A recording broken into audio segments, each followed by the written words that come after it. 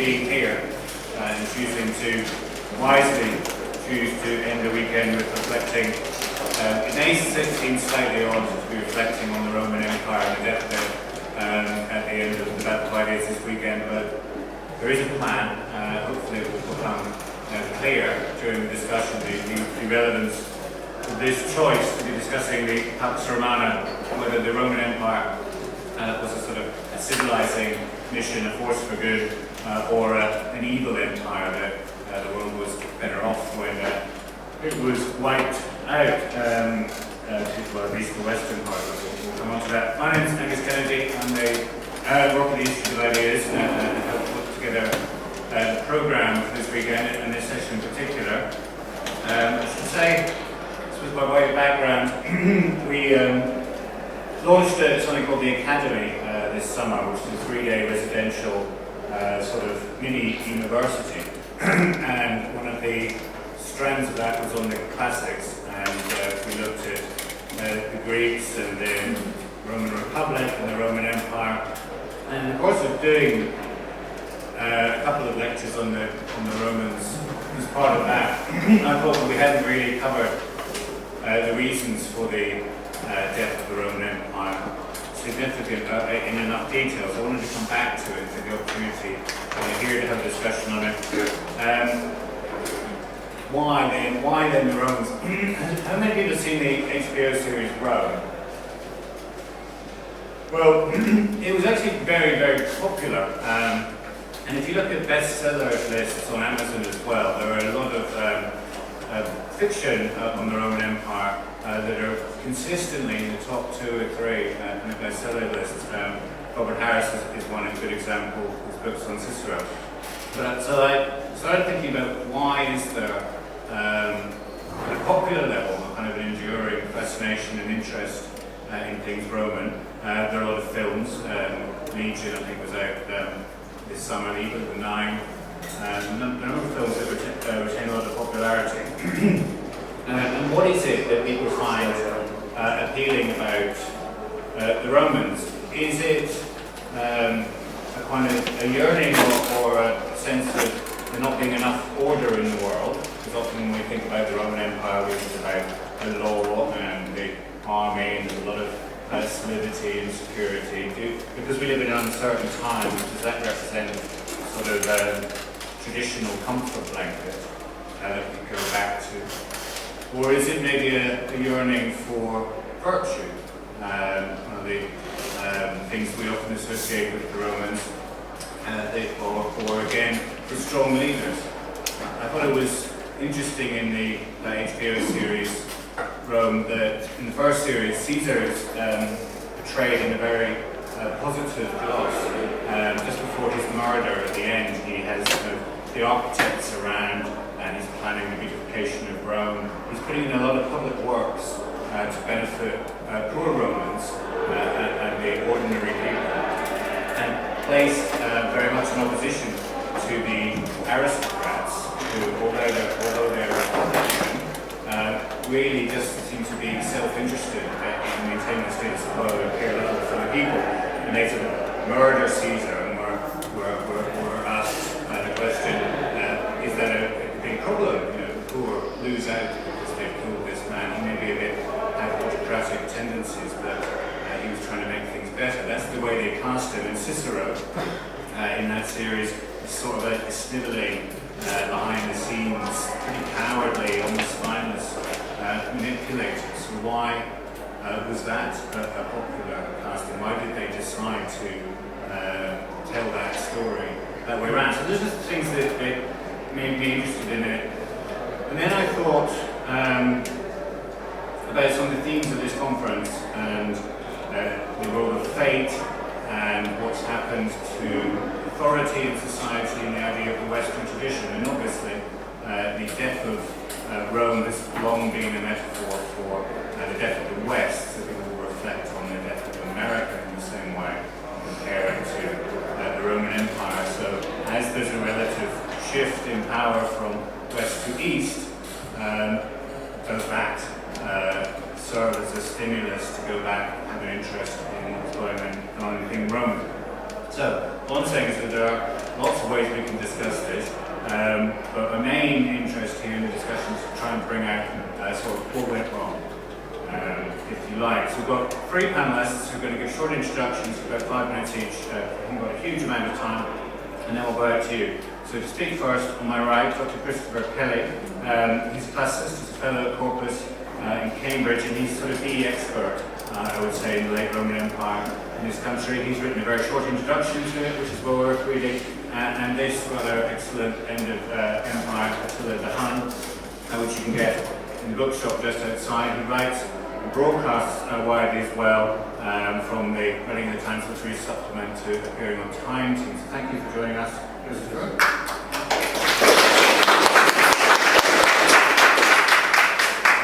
Second to speak on my far left, you may have heard earlier on, talking about tolerance, Tamás from Hungary. I'm going to resist the obvious joke. It was very good. I didn't make it. Gaspar is a good friend of mine. He's a dissident, self-proclaimed dissident, has been pre the fall of communism in Hungary and still is. He one of the founding members of the Liberal Party in Hungary in the 1980s, was elected as an MP in 1989, was the head of the Institute of Philosophy at the Hungarian Academy, but possibly more relevant to this, he was a classicist at the beginning and a philosopher, so we think he might have something very interesting to say on the subject. So thanks for doing this session as well, Gaspar. And third to speak, Tom Holland, who discussed the Greeks, what are they all about, at the Battle Ideas here last year, which was one of the surprise hits of that year. A very entertaining discussion, which I think you can still see on YouTube if you seek that out. He's an author, an historian, a classicist. He's translated Herodotus, adapted many classical writers for the BBC. His book Rubicon, The Death of the Republic, is a favourite of mine and well worth reading. Hopefully we'll put that outside as well. Tom won the Classical Association Prize in 2007. He's the chair now of the Society of Authors and on the committee of the Classical Association. So thanks for coming back again this year, Tom. So, enough from me. Christopher, your 5 minutes and you kick us off. Thank you, Angus. Making his own choice as the best time to have been alive, Edward Gibbon, author of The History of the Decline and Fall of the Roman Empire, the final volume published in 1788, the year before the French Revolution, had no doubt. If a man were called to fix the period in the history of the world during which the condition of the human race was most happy and prosperous, he would, without hesitation, name that which elapsed between the death of Domitian to the accession of Commodus. This was the 2nd century AD, when Rome's 5 so-called good emperors brought a peace and stability that Western Europe would, in Gibbon's view, never see again. But maybe this was an easier question in the 18th century. Gibbon could walk with ease from one vertiginously hierarchical society to another. Nor was he giving up much technology to do so. Barring gunpowder and the printing press, the 18th and the 2nd centuries were close enough to let Gibbon swap frock coat for toga and barely notice the difference. At the beginning of the 21st century, the question is a little more complicated.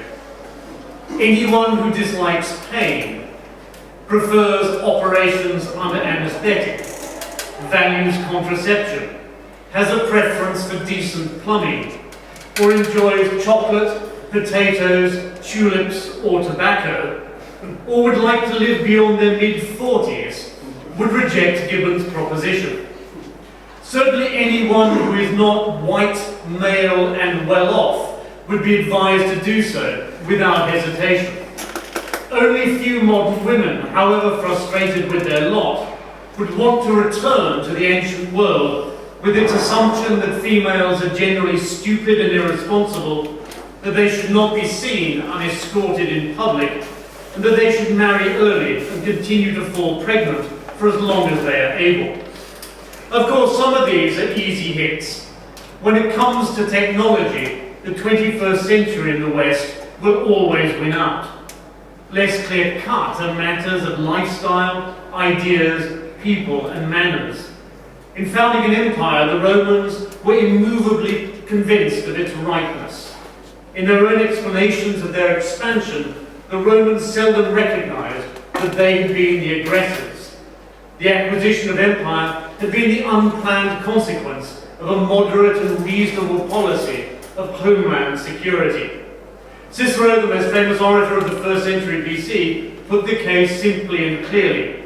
The only reason for waging war is so that we Romans may live in peace.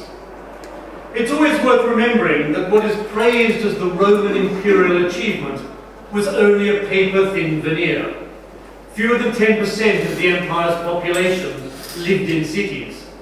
Transported to the ancient world, most of us in this room would find ourselves as slaves or peasants, grinding out a harsh, bitter, disease-ridden, illiterate short life in the fields.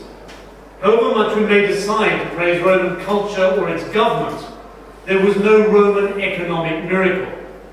It can too easily be forgotten that this vast Mediterranean superstate rested squarely on the reluctant backs of sweating peasants. And the wealthy few conspired to maintain this pattern of exploitation for centuries. This was not a technological problem.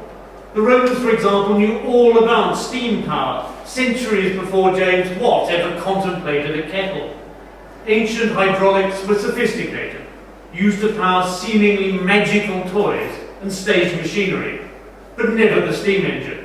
For that there was no incentive, no opportunity to break the suffocating hold of wealthy landowners. And it was not in their interests that the Romans should ever invent the railways. So then we should not perhaps be too surprised that when put under external pressure in the 5th century AD by new peoples pressing on its frontiers, large parts of the Roman Empire quickly collapsed.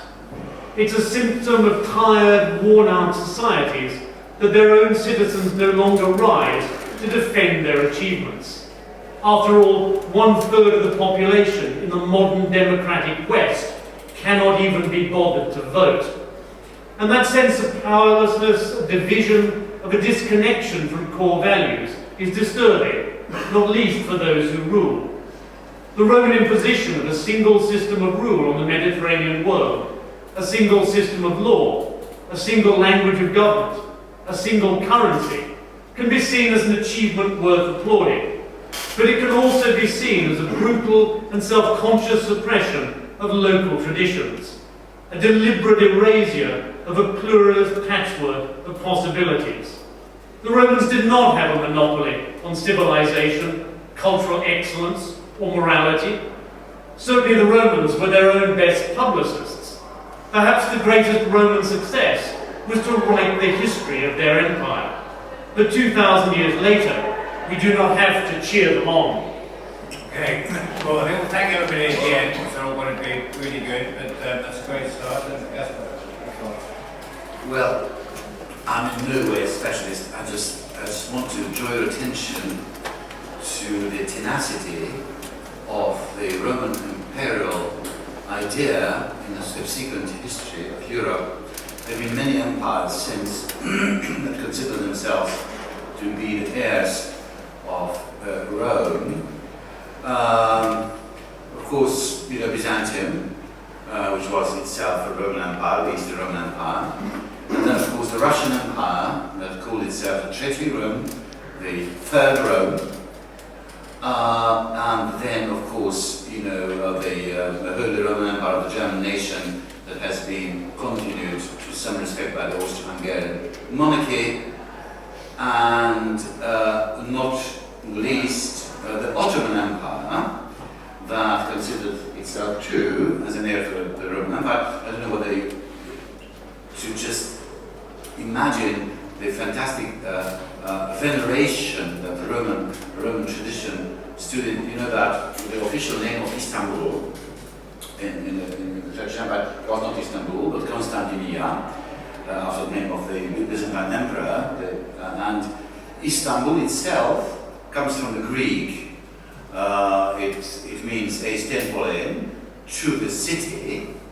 Istanbul, in New Greek, and Istanbul comes from there. So that's the demotic name of Constantinople. The city, there's one city. There's only Rome in various guises, and so on and so forth. So this huge myth of Rome, in spite of what we have heard, and which is exactly what the reality of Rome, and which people were very much aware of in very similar circumstances. The empires weren't exactly the homes of civic rights and liberties and creative comforts and so on and so forth. So what did survive and what does survive to this very day is, of course, the legal edifice and the idea of a canonized and regulated culture that is based on unified grammar, rhetoric, and by a regulated use of terms and concepts that reflects military order and reflects a forgotten way in which the ancients thought of their own political order that they thought was reflecting nature. And they tried to emulate, at least ideally they tried to emulate the way in which they imagined the natural order to be. And our ideas of what is property, of what is inheritance, of what is marriage, of what is a court of law, of what is a person in the legal sense and so on, are all inherited from Rome.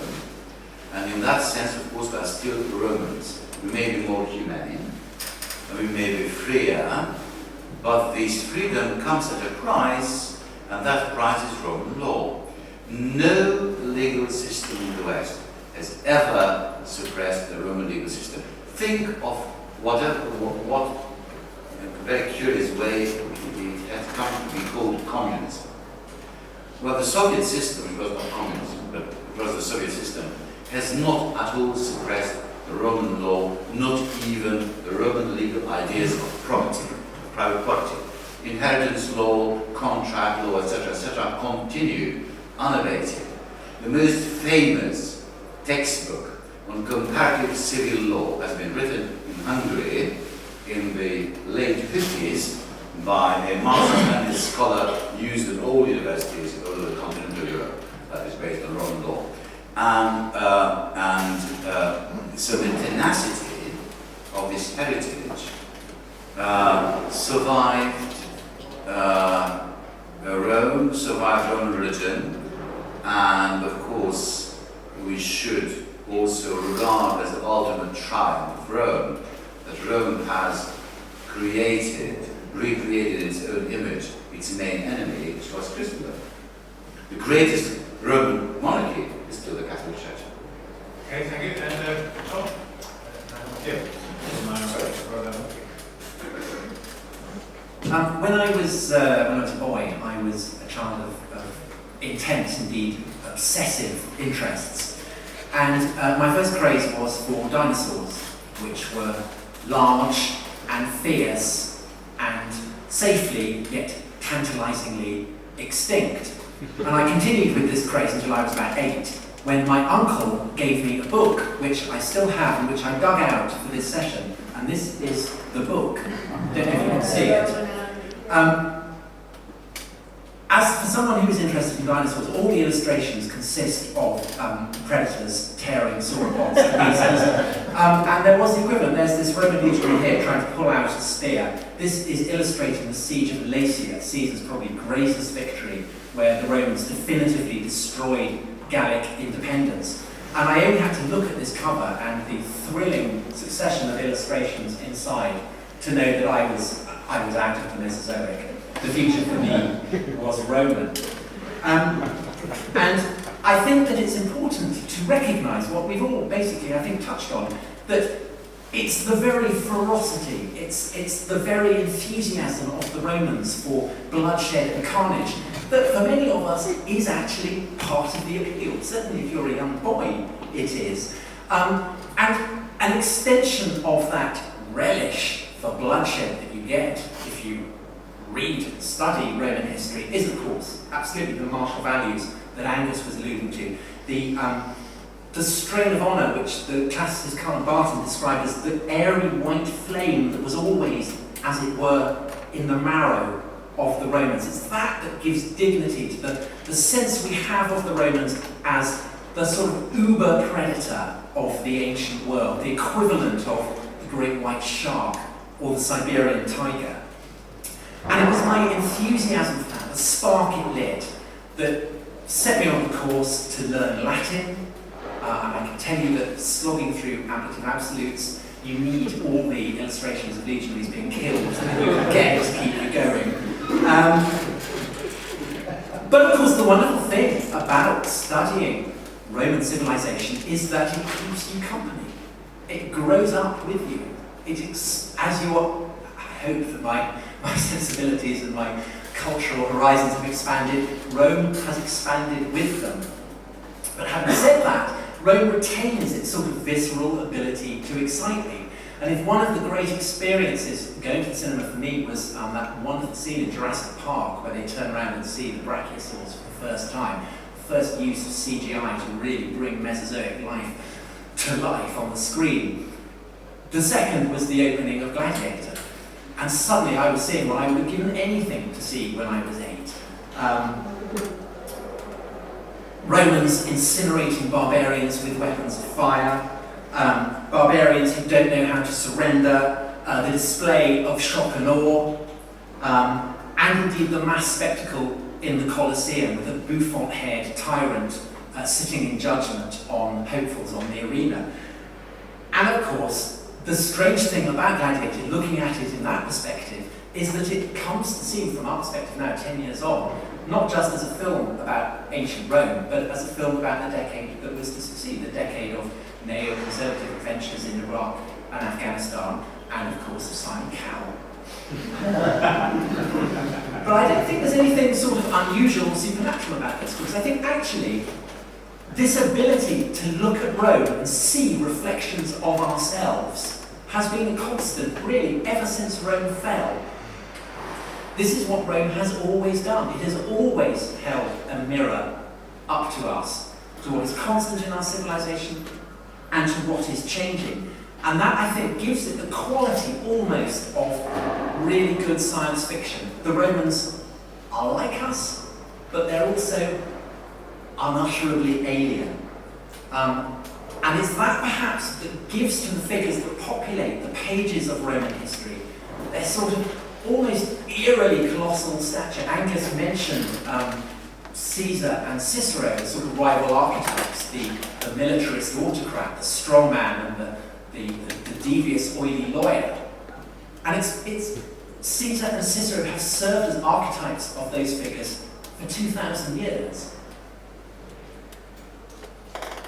Now, I don't think that Roman civilization is purely about slaughtering barbarians, about spectacles in colosseums, even about providing archetypes. It is also the course of civilization is ultimately a Roman word, and that it is the great achievement of Roman civilization that it retains its power to unsettle, to disturb us, to make us question ourselves, to set our own preoccupations, our own concerns in constantly shifting light.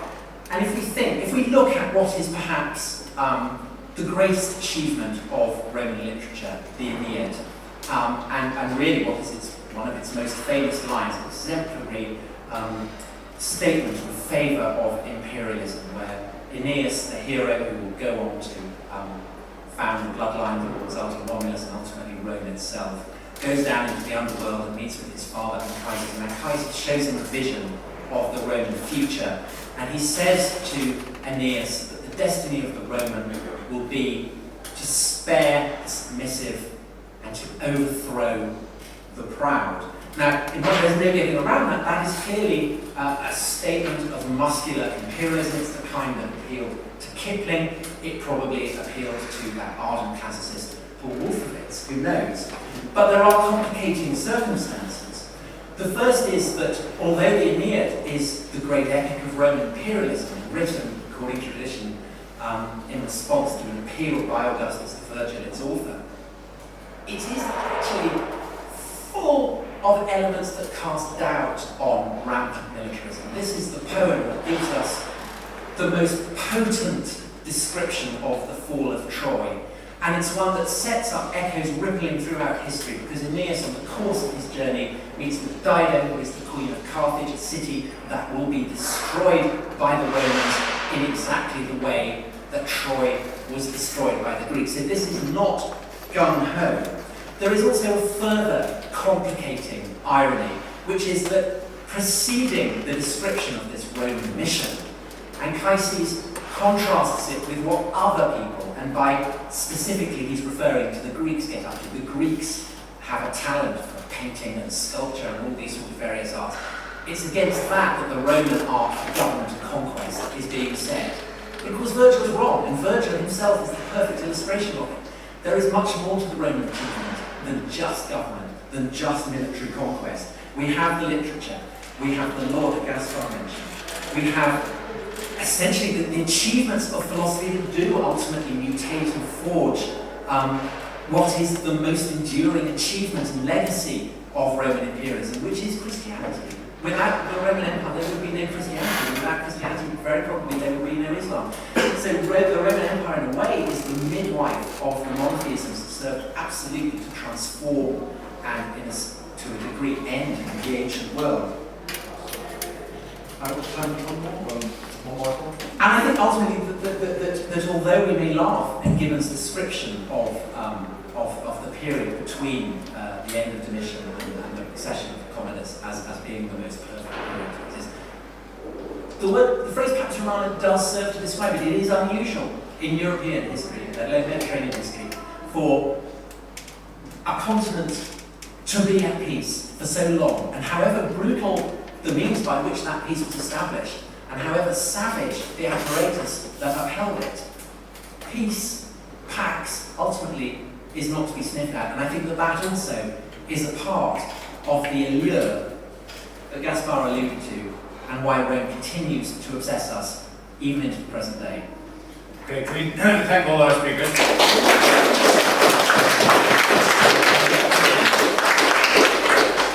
All right, good, because I think that's all.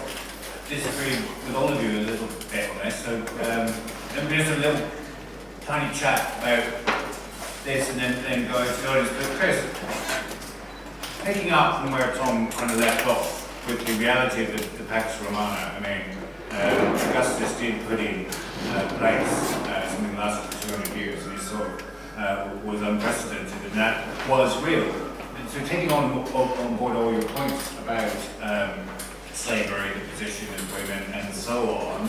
I mean, yeah, but so what? I mean, this was the ancient world. It was always a bit brutal, right? The Romans weren't unique in having slaves or living in a sort of a brutal world. But this Pax Romana thing was a bit unique, was it not? And to continue the list of words the Romans have given us, the Tom started. I mean, it's not just civilization, but art. Is Roman word. The Greeks didn't even have one for it. Despite their cultural products, authority, tradition, culture, and humanity itself, humanitas, in the language of Cicero. All these things are a gift to us from the Romans. For every gladiator, there's a Catullus and a Tibullus and a Persius and a Lucretius and a Virgil. Who did sort of unprecedented things, don't they? If you think about Virgil's, and I'll just finish on this, but come back on any aspect of it and see what you think. But Hegel, when he talks about the Greeks and the Romans and compares them, sort of does this thing by numbers, that the Greeks are all about poetry, and with the Romans, prose enters the world. And that is a kind of often a lazy way of looking at it. Greeks are all great, Parthenon, discounting Pantheon, but the Romans are already about force and law. But Virgil did something absolutely remarkable, didn't he? I mean, the time lag between Homer and Virgil is what, 700 years?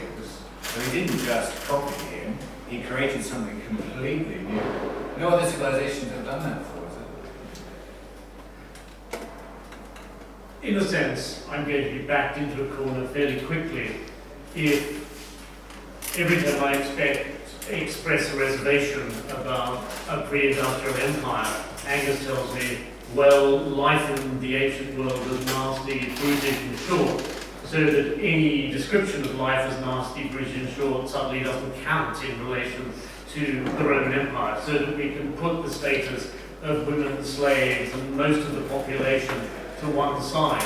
But perhaps the misstep that was most interesting, Angus, was that in your view that, as it were, for every Catullus there was a gladiator, for every gladiator there was a... I mean, the reason that that's a misstep is that part of the fantasy recreation of the Roman Empire, and in a sense, part of time travel, we travel not only in time, but we tend to use time travel as a form of social mobility, so that we imagine that when we travel back in time, we are going to be in the circle of Julius Caesar, or we are going to be amongst the best poets or painters in any society in which we land.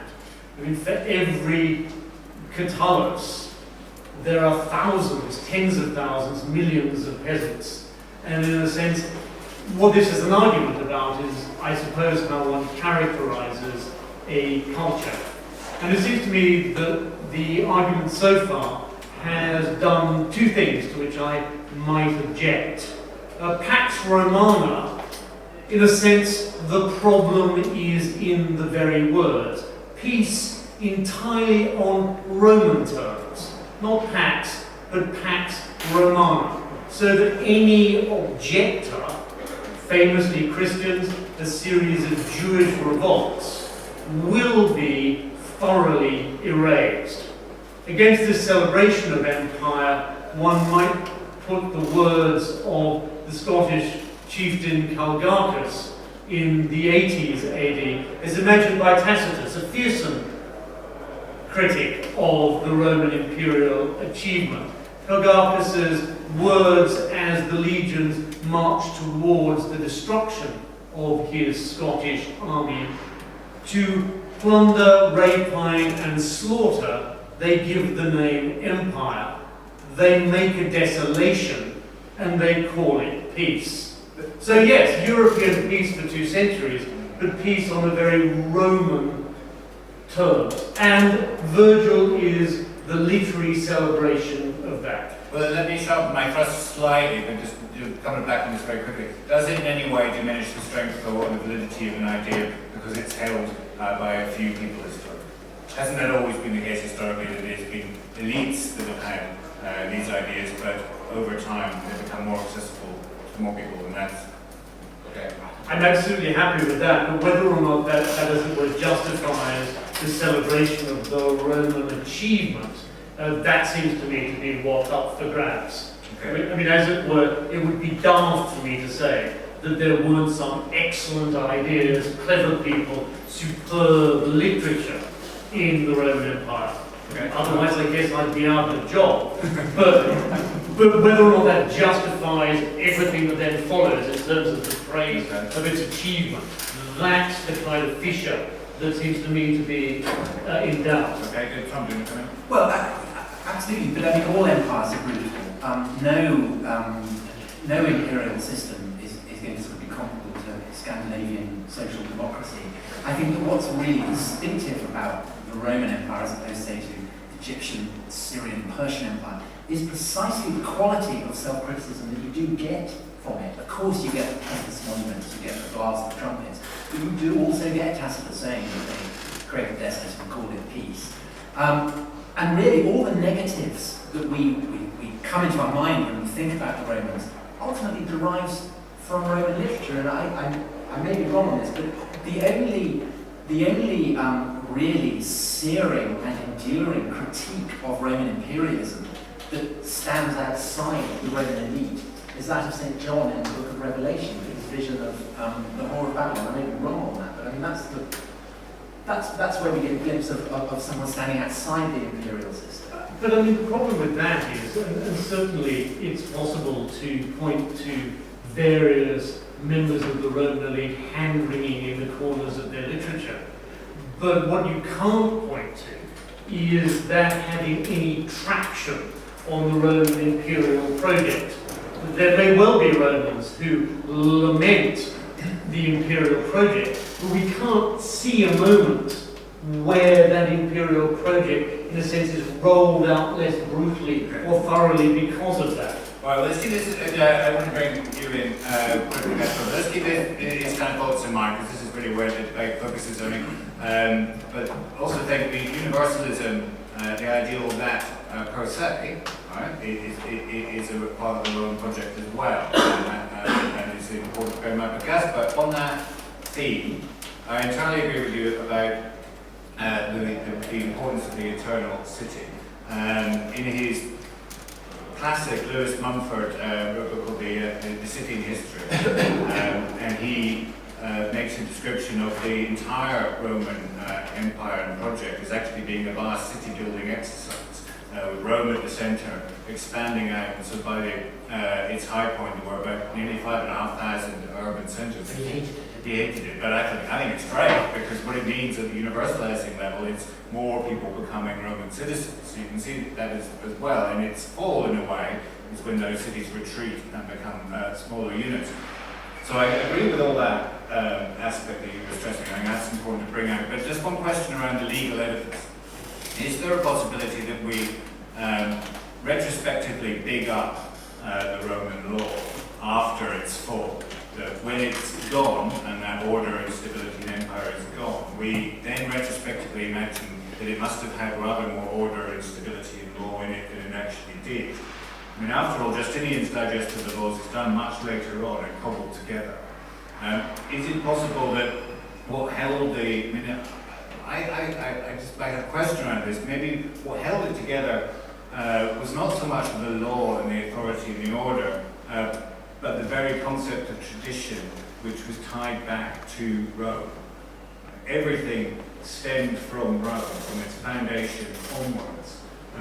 Romans understood themselves as being tied back, from which we get the word religion, literally tied back in a religious traditional sense to Rome as their origin. Is that not what kept them together rather than laws? They didn't have law courts until pretty late on. Well, you hear from me something that you don't hear very often from me. That's a too large a question for me to answer. But let me so I'll give you a very partial answer, which doesn't address the whole of the problematic, which of course is an interesting other question, but I'm just too ignorant. So I think that the Roman traditionalism, with all the Mos Maiorum and all that stuff, it's not quite identical with any other kind of traditionalism. You know, when Confucius would say that two things in analysis, when the master is being asked, you know, what's the good policy, the emulation of the ancients, and then another thing which I like so much, when, you know, the prince of some province there goes to a temple and asks the significance of any object, and people start whispering what the embassy is, and then the master says that this is religion. So in that sense, of course, Rome is not like that. So I can't really assess what is, you know, such a large question, what was the role of tradition in this. But perhaps in answering what has been said about the horrors of Roman fall, there's one thing I would say, that systemic opposition to a political order is a modern phenomenon. So not only was not Rome as such opposed, but when in a democratic city-state like Athens, something reminiscent of a systematic opposition, a radical opposition to the system was tried, well, that ended in Socrates' trial. it was more and less than that, because it didn't address it at the focal point of its power, because it was a religion, it was not completely a rival social doctrine, only partially. And also it did not propose to construct a state that would have superseded Rome as such. You know, what the Catholic Church in its infinite wisdom has always considered, whether the socialist element in Christianity, that is considered by the Roman Church as a heresy. Ebionism, if I'm not very much mistaken, means in Hebrew poor. The doctrine, the church doctrine that only the poor will be saved, is a heresy, and has always been. So I think that we cannot quite judge the lack of criticism from Romans to their very order as we are judging societies that are post-Christian. Okay. Right, well, let's not forget things are relative. This man, Attila the Hun, was pretty horrible too. I've just been in Hungary, and you can go across the Hungarian plains and you can just, well, I can picture the rumble of hooves and fire and swords, and so Romans may have been bad, but other people may have been bad or even worse as well. Who'd like to speak? So at the back, there's two hands there. Thank you. At risk of making a rather obvious point, but perhaps helpful to the discussion, our two distinguished colleagues have been having a conversation across purposes, because what Christopher Kelly is protesting about, and he's entitled to do so, is something which the media was protested about in an earlier era, because the powerful do what they will, and the others put up with what they have to put up with. That's the nature of raw power, and that was true of the Roman Empire too. But what I think is interesting, my question really to Tom Kelly, is that he's talking about another story, which is the story of Rome in inverted commas, and Rome as it comes to be seen on the other side of that darkening moment, the one which, for me, I think I still feel Peter Brown spells out best in his work on Augustine, where you feel that sense of the approaching shadows and the enormity of this darkness that's going to surround. And with respect to the comment that's just been made, would it not be true, Tom, that we then have a sort of an attempt to reconstitute an affirmation of this image of Rome? If you look at the installation ceremonies of Charlemagne in 800 and the creation of the Holy Roman Empire, what you see there is surely actually the attempt to make a closure across that period of darkness. And by that time, the Rome that you're talking about is constituted out of an image of the one that Chris is talking about. And so you're having two conversations that may be well to separate. Okay, gentlemen, next to you. I think part of the reason that we continue to have an interest and affinity with the Romans is that many of the features of their public life are familiar to us. You know, they had the mob, the politics, and the corrupt politics, and the mother-in-law jokes, and all these other aspects of family life. And the law was family-based, you know, the pater familias, the power of life and death. My question to Chris is I agree with you about the consistent brutality of the Roman Empire, but as a historian, how do we account for it? I mean, my suggestion might be that it was a slave society. And maybe by accident, Marx said that the British capitalism and Roman slave society emerged out of similar conditions. Was Rome a slave society that was terrified of slave revolts and therefore always consistently brutal? There was also the Roman idea that pity was a vice, you know, rather than virtue. I don't know, how do we account for that? And the final thought was the early Christians saw Rome as morally bankrupt, but it did give structure that the church could then exploit, and they saw the hand of God in this. St. Augustine and Boethius subscribed to this view.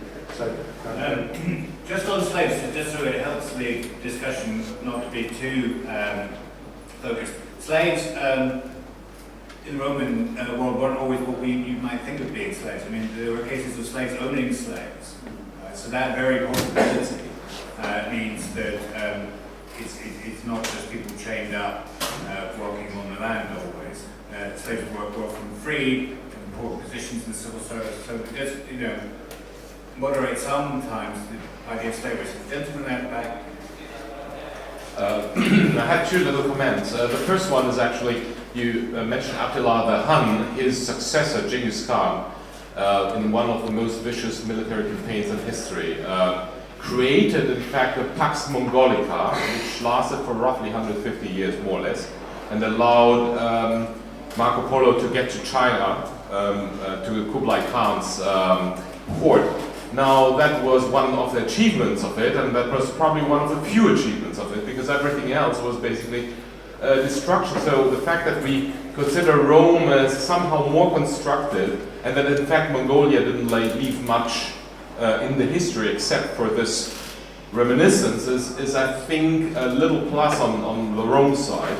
On the other side, I would like to comment that my very personal opinion, that I find Virgil's work actually is like a Hollywoodization of Homer's stuff. It feels a bit like a remake, a refitting of Homer's story into that, but I'm happily to be convinced otherwise. So go back, you have to reread it.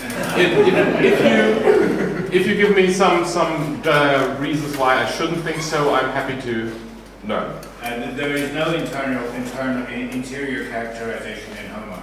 There's no reaching in to the thought. All of Homer's heroes are automata, right? Ulysses Aeneas has a heart and furor and Python. But this is me, right? I'm going to pass it forward. You ask for one example, I'll get you one. Ken, and then use it. Yes, Hungary and Scotland are both countries that have the Roman system of civil law underneath their legal system. But this united country in which we are sitting has a legal system developed by complete barbarians. And they somehow managed to spread it to the colonies around the world. So I would draw one small exception to your generalization. Okay, and then they sort of lime t-shirt, and then I'll bring you all in for quick response. If we accept the hypothesis that Western culture, the influence of Western culture is coming to an end, how do you guys think we fare versus the Romans? We're not going to leave behind, in my opinion at least, anything like Christianity. So I'm just curious if you think, how do we fare at the end of our period of glory versus the Romans? Chris. I guess if you'd asked Romans in the 2nd century AD at the activity of their empire what they thought they would leave behind, I doubt that either law or Christianity would have been in the top 5 of their answers. But it seems to me, as it were, that history is a cruel mistress, and what we most want to leave behind, it's likely that that will have the least effect in 300 to 500 years. If you derive a moral from the Roman Empire, it is the things that they celebrated, their virtues, their gods, the glory of imperial rule that in a sense were not left behind. And it is the recreation of Rome, the refraction of Rome through the fears and desires of European culture thereafter that in a sense recreated the Romans. I guess in 1,000 years the Western European civilization will be recreated in curious ways that we would not recognize. And I guess that when the battle of ideas takes place in a millennium, that there'll be the same kind of objections. That is to say that on the one hand, praise of what is very much the subsequent ideals of Rome throughout European history, and then, as it were, the grumpy professional Roman historian, whose job is to say that, as I see it, Rome in the 1st and 2nd centuries wasn't like that at all. And I suppose for me, as a historian, one of the challenges and one of the interesting things about trying to write the history of Rome is precisely cleaving that history from that stratigraphy of the reinvention of Rome that has happened in the last 2,000 years, and with Hollywood, with Gladiator, and the HBO continues to do. Okay. Well, we could say the legacy of our civilization might include the Latin alphabet, concrete, good plumbing, and crass mass entertainment. So really, we're absolutely the same as the Romans. I thought concrete was a Roman myth. Well, you know, we should not forget, I absolutely agree with Professor Kelly that most agricultural societies have been like that, based on a sea of suffering, having little islands of, you know, stately mansions where civilized life went on, not to speak of the cities, of course. And, but look at ourselves.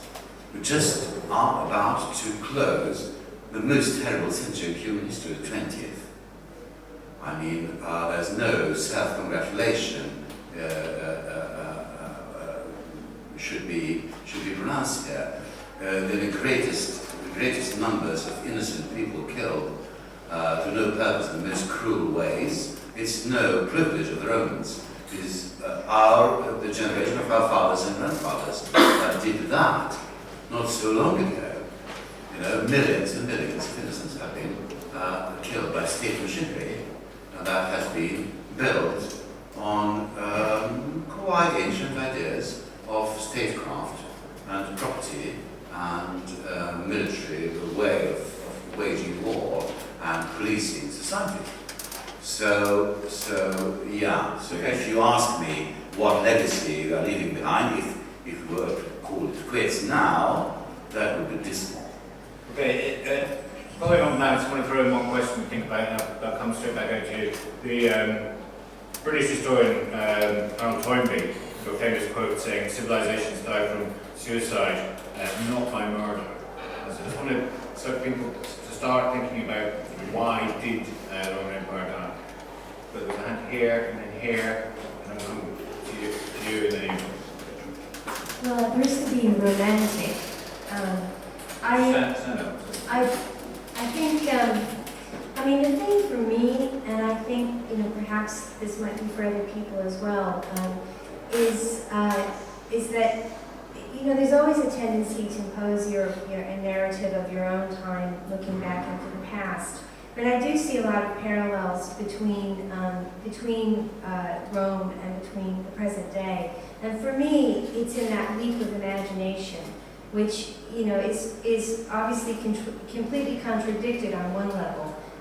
You know, to have these high ideals and then to have a kind of rubbery reality of what Rome was really like. And I think we also have that in our society. But the continuity between them is, I think, are these germs of ideas that can survive. And I think that's one of the things, at least for me, which is really compelling.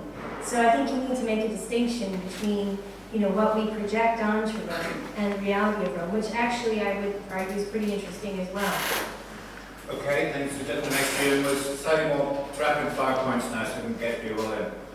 I'd like to say pretty much the opposite to that in a way, I think, because it seems to me that what's, I mean, I can start off by saying, you know, wondering why something like the TV series Rome has been so resonant today.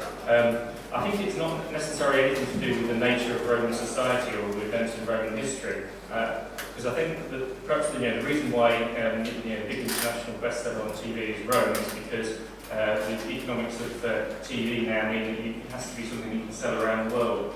And it's not because the events are particularly exciting there. You can make an exciting drama about the development of Swedish social democracy. It's the fact that it's part of a shared culture in the West.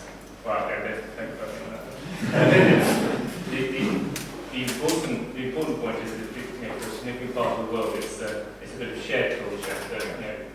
And I think it's one of the key bits of the legacies in terms of the civilising effect of that spread of culture across a wide part of the world that's important, perhaps more than any kind of individual event or thread or theme. You definitely do something exciting with death, obviously. So that in here and then in you.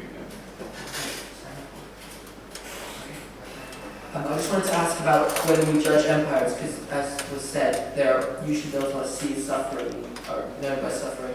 Do we judge them on their counterparts? So Rome was brutal, yes, I'm sure we all agree on that, but was it less brutal than its alternatives? The Roman sort of harsh structure, and the alternative was barbarism in many instances. Whereas modern empires do also, perhaps, we can compare, so let's say the Soviet Union, that's also maybe perhaps a brutal empire, that a lot of people agree on that, but also alternatives may have been less barbarous and more sophisticated. So do we judge, my question is, Rome more harshly than a modern empire, which may have had better alternatives? Okay, good question. And then middle here, and then we'll go on to the two hands, and then we might start. Comment on yours. You actually answered your own comment about the 20th century much earlier. What the 20th century gave to us was the belief that we can actually resist and pull down empires. It may have been a devastating century, but no empire has lasted more than about 50 years since. Okay. It's appreciated. What I wanted to say relating to that, if there's another legacy of the Roman Empire, it's essentially crippling nostalgia. Think of all that time which nobody did anything because they were looking back to the glories of Rome. And reading about legionaries, absolutely. So two hands here.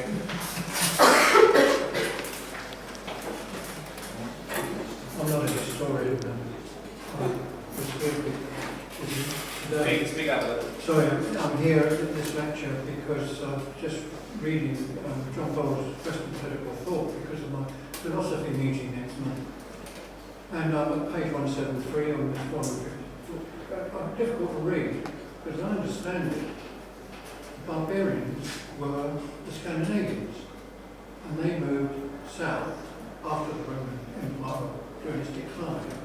And a lot of the benefits that the barbarians were Scandinavian thought was individualism, cooperation, and common sense. And you haven't mentioned it. But you're saying that the heritage of the Romans, the Roman Empire, is here today. Well, there are other things. I'm asking you a question. Yeah. Lady behind you.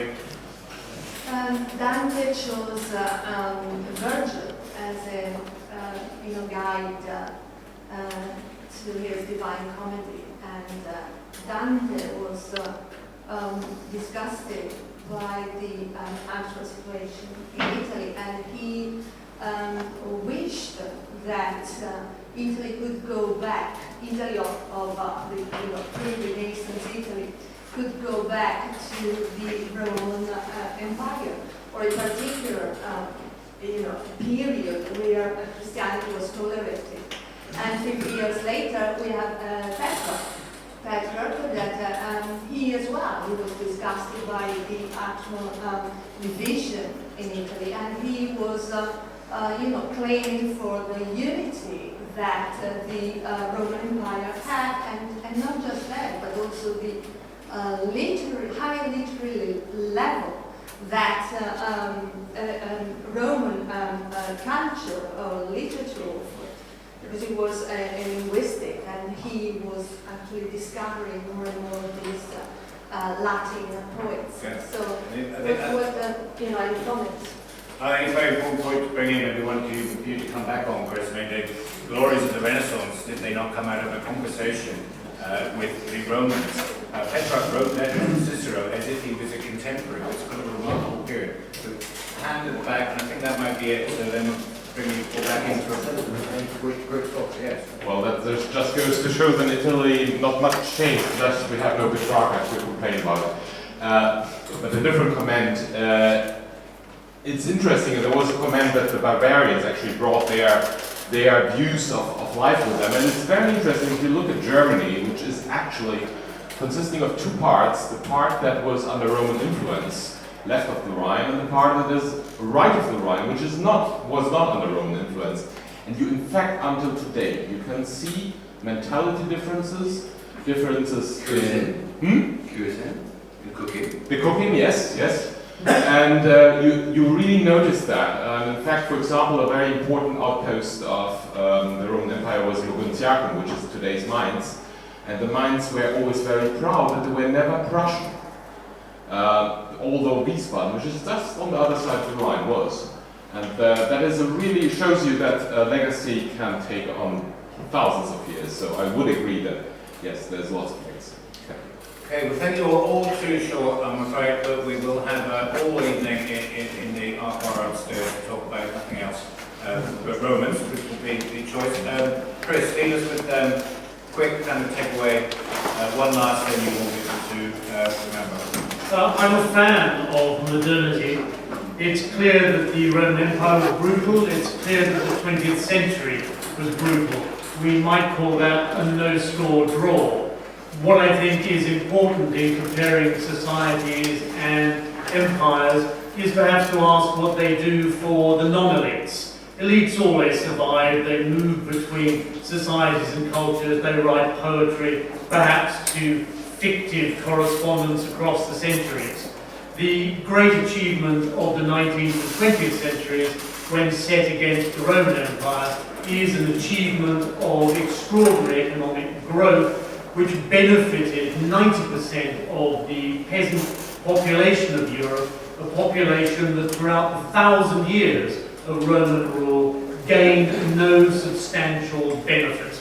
And whatever costs modernity has borne in the 19th and 20th century, it has made the lot of the ordinary person in terms of health, wealth and welfare far, far exceed anything that was the achievement of the Roman Empire. Thank you, Chris. And Tom, you're last. I guess if I try and answer all the points and questions that remain bundled in a single passage, ultimately the question is, would we be better off today had the Roman Empire not fallen? I'm sure that in the 5th and the 6th and the 7th, right the way up to the 10th centuries, the consequence of the fall of Roman imperialism was appalling for most people. It became a far more violent, far more anarchic society. But I think that in the long run, the forces that were liberated by the collapse of an overarching imperial system were positive. And you, lady said that one of the besetting faults of an interest in Rome is a sort of cloying nostalgia. I think that at some point around the 10th, the 11th century, suddenly people woke up to the prospect that you could create a future that didn't necessarily look back to Rome. And I think that that is really where the civilization that we inhabit now really had its origins, had its lift-off, and I would rather live in that society than in a society that has remained as static as, say, the Rome of the new Rome of Justinian. Right, you just said that empires have been challenged and changed. I know something about that, and I must say that I am on the favour of history having destroyed the Soviet Empire, which was at the centre of my own life.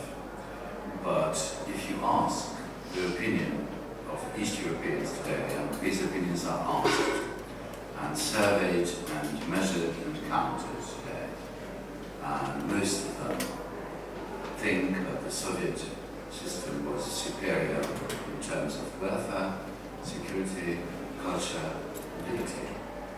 This is what they say, and I, as a participant in all this, I must say that I have no verdict. Do we thank our panel?